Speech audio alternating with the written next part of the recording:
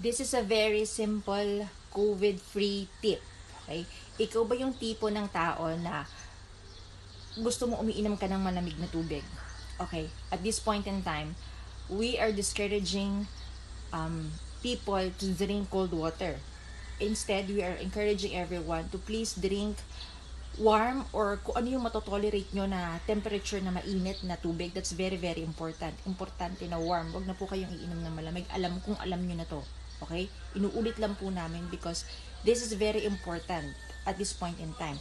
Kasi yung virus po na pwedeng nag-i-stay sa lalamunan nyo, instead of going to your lungs, remember, galit po yung virus sa mainit. Kapag uminom kayo ng mainit, kung meron kayong mga virus dun sa throat ninyo, instead of the virus going to the lungs, pupunta po ito sa ating stomach.